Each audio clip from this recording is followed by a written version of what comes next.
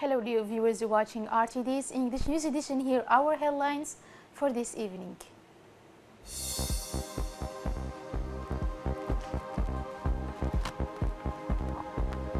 At the Presidential Palace this morning, the head of state presided over the 19th session of the Council of Ministers. Concerning the climate change, air pollution, Indians worried about their health. Thank you for joining us in our newsroom. We're opening our news with this message of condolence. The President of the Republic, His Excellency Ismail Omar Guelleh, sent a message of condolence today, Tuesday, to his counterpart in the United Arab Emirates, Sheikh Khalifa bin Zayed Al Nahyan, following the death yesterday, Monday, of his brother and also senior official of the Emirate, Sheikh Sultan bin Zayed Al Nahyan. In his message, the head of state, on behalf of the people and government of Djibouti, and on his own behalf, express his compassion and sympathy to the President of the United Arab Emirates, and please extend the sad condolences of the Djibouti nation to the government, the brotherly Emirati people, and the relatives and friends of the late senior official, the President wrote in substance. There is no doubt that with the death of Sheikh Sultan bin Zayed Al Nahyan, the United Arab Emirates mourns the passing of a brave patriot in the service of the well-being and development of his country and people. President Guelleh then noted, praying to God Almighty to welcome him into his eternal paradise. The President of the Republic also sent similar messages to the Crown Prince of Abu Dhabi and Deputy Supreme Chief of the Armed Forces of the United Arab Emirates, Sheikh Mohammed bin Zayed Al Nahyan, and the Vice President and Prime Minister of the United Arab Emirates and Governor of Dubai, Sheikh Mohammed bin Rashid Al Maktoum, respectively.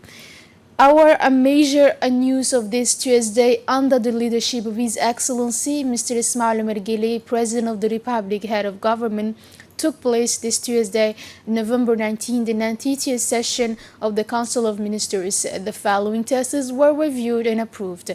For the Ministry of National Education and Vocational Training, first question, draft law on the adoption of the National Vocational Training Policy.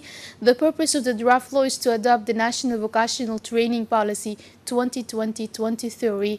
Indeed, vocational training is a lever for the economic development of our country, an instrument for combating poverty and social exclusion. In accordance with the roadmap of the head of state and in order to promote the renewal of vocational training, the Department of Education has prepared a national document on technical and vocational education, which makes it possible to determine the contribution of vocational training to the achievement of the economic and social development objectives contained in the government strategic documents Vision 35 and SCAPE.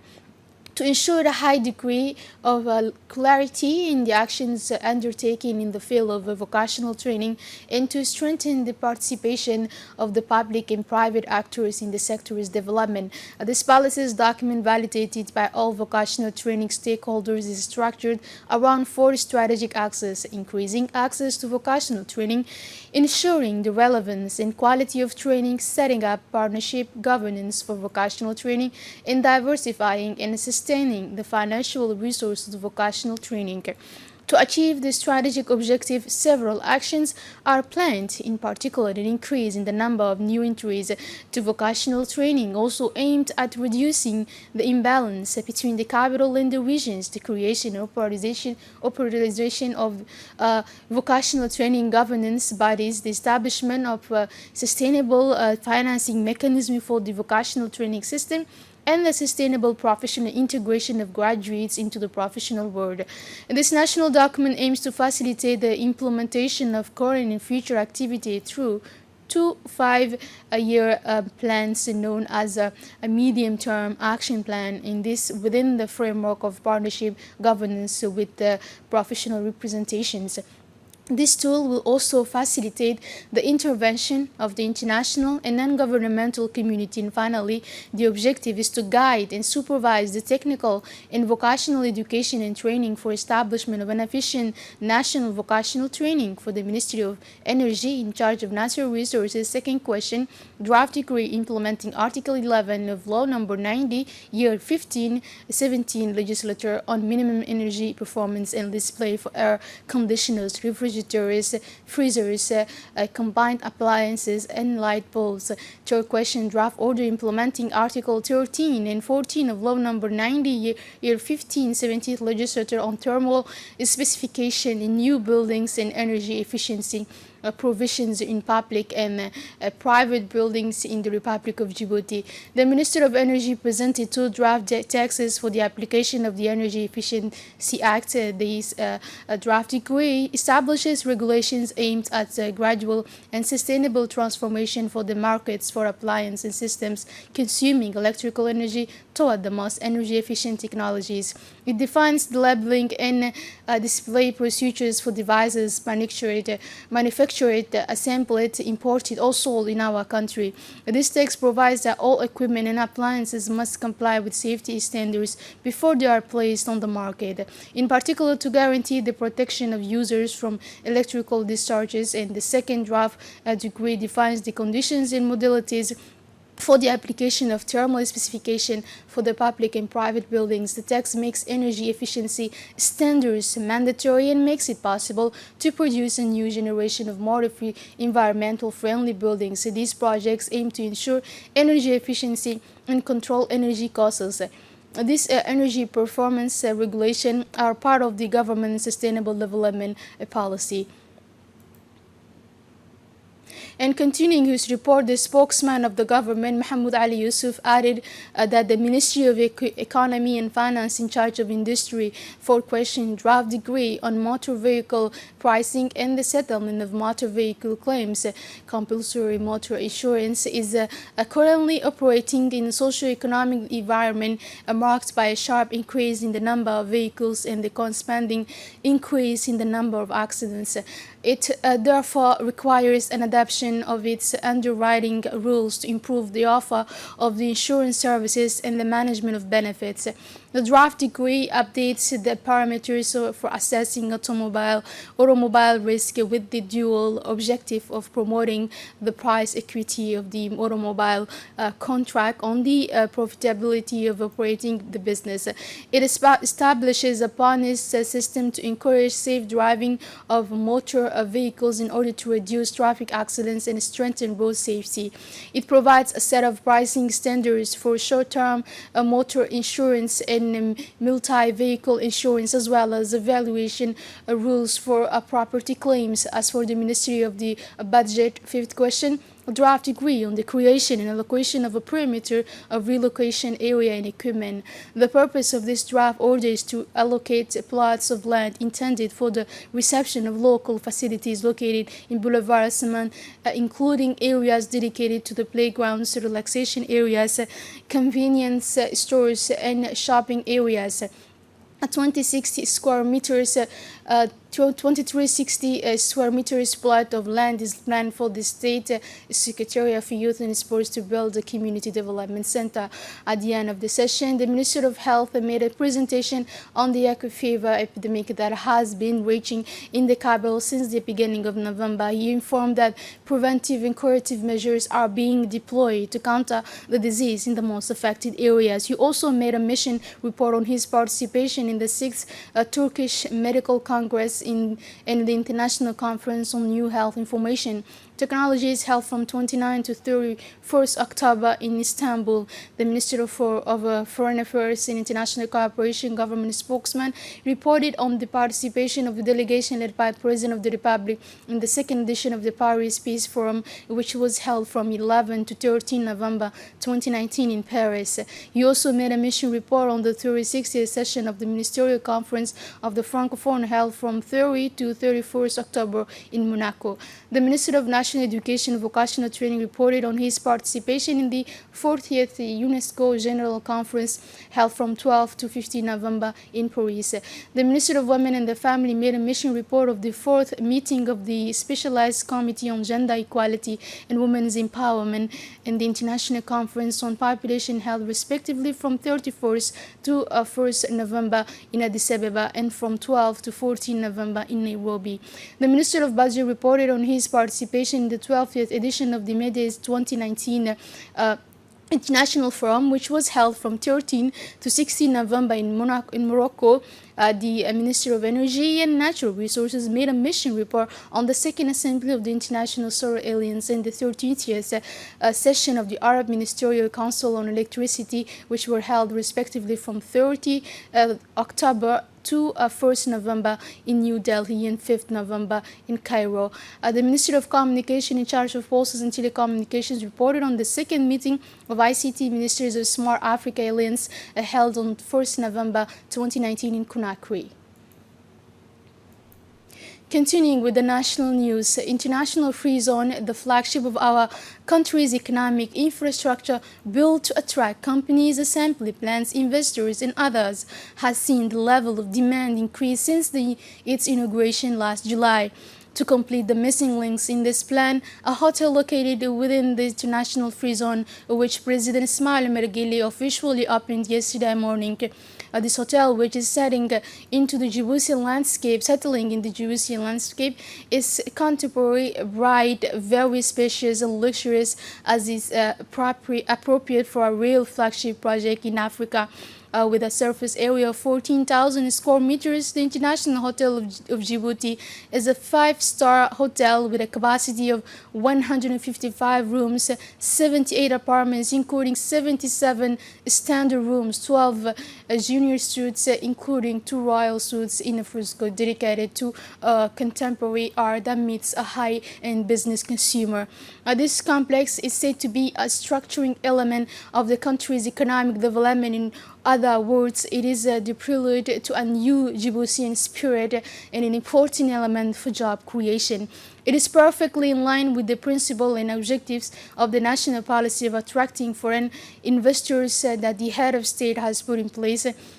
The International Free Zone is already attracting many new companies. The International Hotel of Djibouti is part of an economic development approach, welcoming new activities and strengthening the local economy. It is a question of promoting and the creation of activity.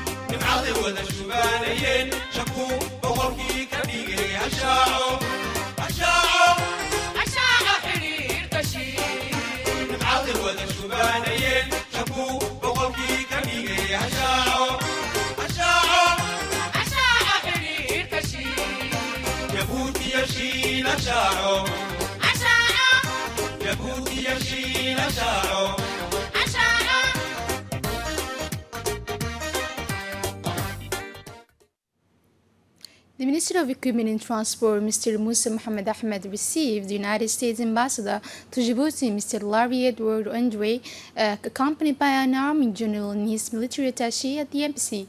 Also present on the Djiboutian side was Director General of Djibouti International Airport, Mr. Mohammed Yusuf Sharmaki.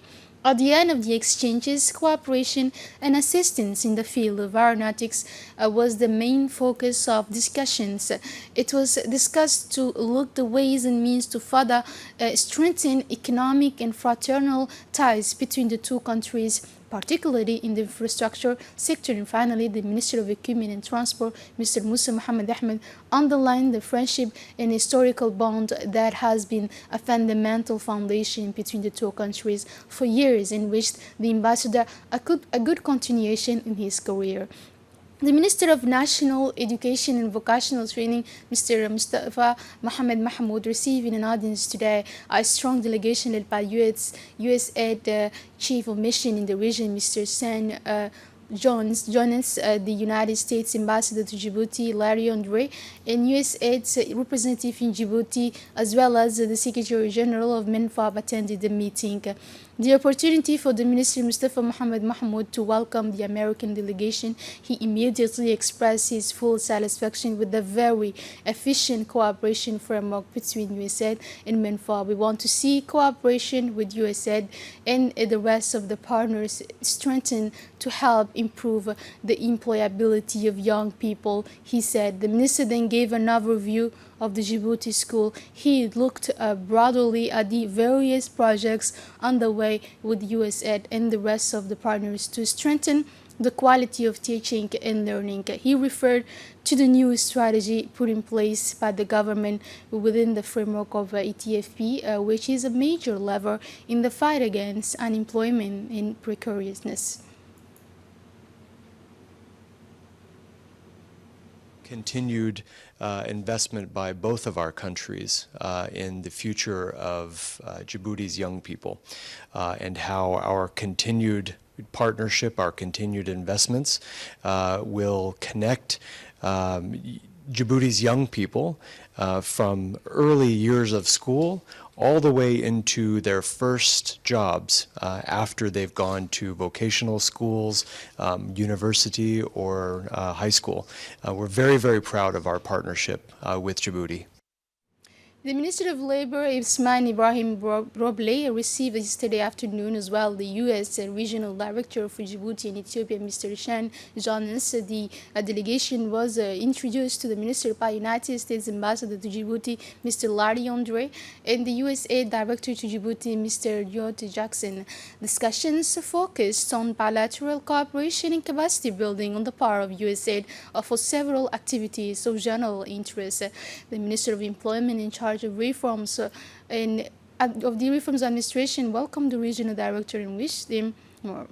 The International Organization of the French-speaking World, in partnership with the Secretary of State for Youth and Sports, is organizing a 5-day training session for the various CDC leaders at the Sheraton Hotel, provided by Mr. Issa Bongo. This training course aims to introduce community centers managers to the tools and environment of reading and cultural activities centers.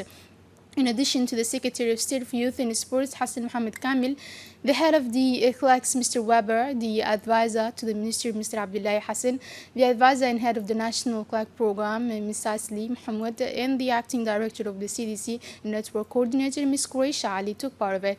These centers are places of reading, information, training, and animation in rural areas. They appear to be one of the effective means of combating illiteracy, discrimination, and isolation, as well as strengthen social cohesion and peace in the local authorities in which they are located. Early in the day on today, November 19, at 8:30 a.m., the military officers Hotel Hassan Basoma Hassan hosted the 8th working meeting of experts of the Joint Technical Subcommittee of Djibouti-Ethiopian Defense. This working meeting was attended by senior officers of the Djibouti Armed Forces and the Ethiopian Armed Forces. The Chief of the General Staff of the Armed Forces, Lieutenant General Zakaria Shah Ibrahim, chaired this meeting. This meeting is part of the cooperation between the armed forces of the Republic of Djibouti and those of the Federal and Democratic Republic of Ethiopia. This eighth working meeting precedes the meeting of the Chief of the General Staff of the Armed Forces, which will take place tomorrow at the Hotel of Army Officers Hassan Basoma Hassan. It now brings together the experts of the Joint Technical Defense Subcommittee. The objective of this eighth working meeting of experts of the Joint Technical Subcommittee on Defense Djibouti-Ethiopia is to assess the cooperation relations between the two countries in the military field. It also provides an opportunity to address regional security issues and to reflect on ways and means to find appropriate solutions. In an intervention to the Chief of the General Staff of the Armed Forces, General Zakaria Shah Ibrahim, pointed out the importance of this meeting.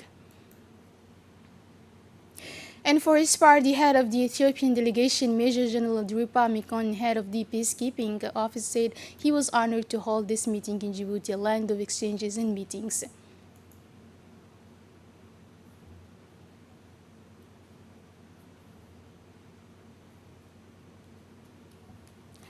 Colonel Zakaria Hassan Aden, Chief of Staff of the National Gendarmerie, received on Monday at the International School of Advanced Judicial Police Practice Mr. Anglais, Ambassador of France to Djibouti, accompanied by Security Attaché Colonel Frederick Dantin.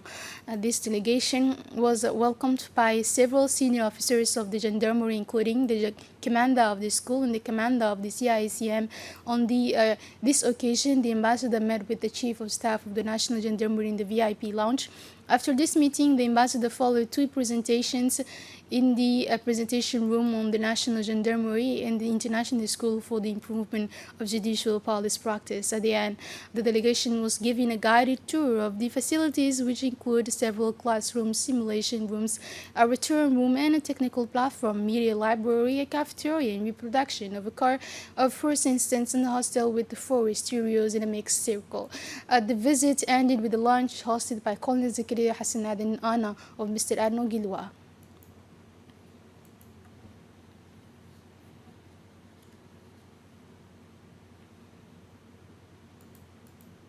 Following the example of African countries, the Republic of Djibouti will celebrate on Thursday the African Youth Day and at the People's Palace, placed under the high patronage of the President of the Republic, His Excellency Ismail Omar Guelleh.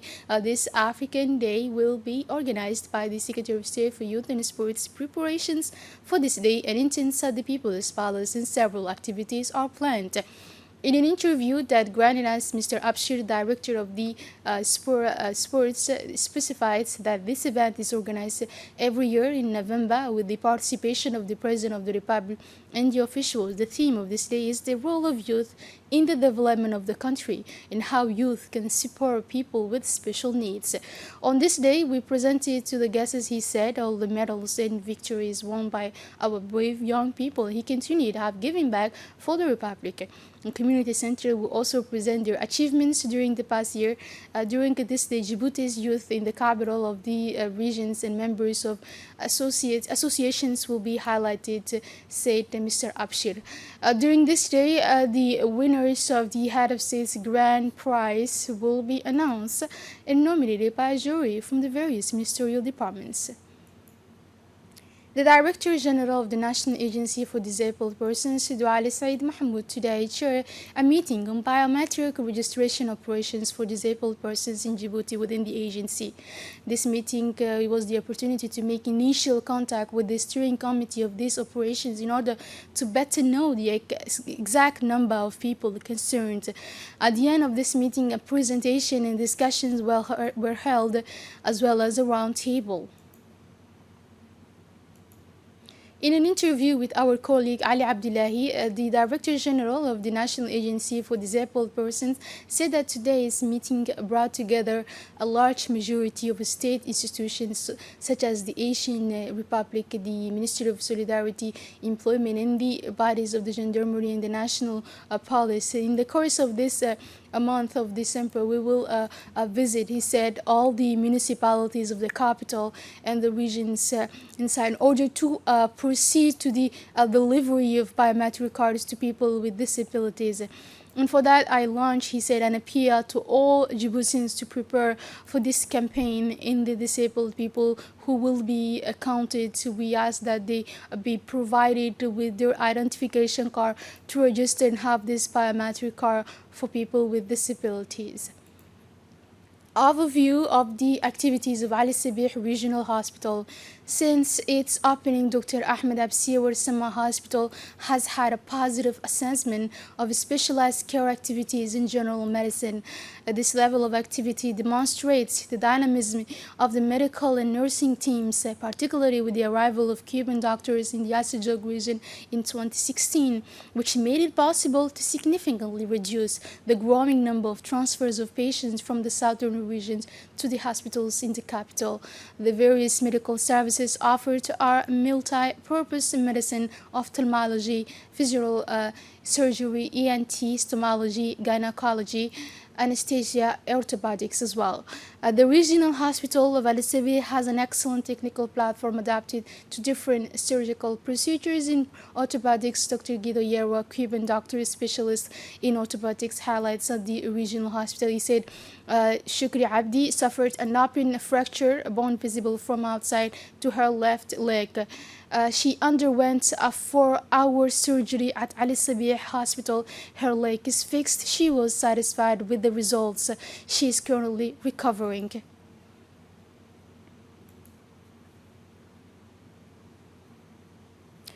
Also, as part of the contact, the prefect of Dikhil region, Mr. Adan Dirar Musa, continued his tour after Senegal in the peripheral town of Garsale Daba of the sub-prefecture of Asaela. During this visit, the regional prefect of Dikhil, Adan Dirar Musa, was accompanied by his close collaborators of Parliament of the Dikhil region, composed of Mr. Mahmoud Hassan Farah, Muhammad Musa, Abdullah Barkhat, Mr. as well as Vice President, currently Acting President of the Regional Council, Mr. Ebo Muhammad Ebo, members of the Women's Union of the region, the head of the Regional Office of National Education, Mr. Warsama Omar Mursama, as well as managers of decentralized services.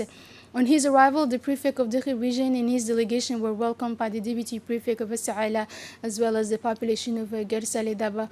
In addition to this proximity visit, after the extended reception, the prefect of the Unity region met with the traditional chiefs and mothers of this locality, who first welcomed the new prefect and then raised the remaining gaps and difficulties, including health, transport, and etc. In world news, France calls for broader engagement in the Sahel. An international forum on peace and security in Africa is being held in Dakar while the French Prime Minister is visiting Senegal. This was an opportunity for Edouard Philippe to call for the mobilization of all West African states to try to neutralize the jihadist groups operating in the Sahel. The recent attacks in Mali and Burkina Faso have killed dozens of people. The chief Sahel has 5,000 Mauritanian, Malian, Nigerian, Burkinabe, and Chadian soldiers, and is expected to eventually take over from the French in the operation. As in an area as large as Europe, security is almost impossible in a deteriorated context with an increase in ambushes and attacks. Senegal, which aims to be a pole of stability in the face of the jihadist threat, is destined to become part of a regional partnership, Paris insists. But for the time being, the country has not made any concrete commitment. Air pollution. Indians worried about their health. Their health is in danger. It is the message to convey to these young Indians during a new demonstration against pollution. For several days, the country has been facing a peak of air pollution that forces many people to wear protective masks. Many suffer from chronic coughs or irritations of the eye and throat.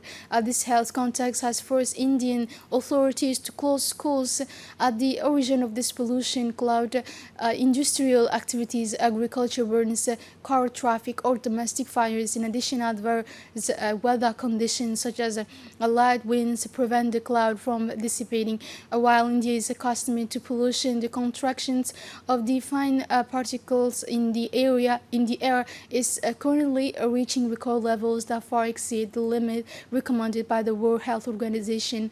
In this context, some activities are flourishing. Indians turn to oxygen bars where they can breathe clean air. Air pollution promotes cardiovascular diseases and cancer. In 2017, it is estimated to have caused more than 1 million premature deaths in India. And that's all for this news. Thank you for being with us on the radio television of Djibouti, and have a good night.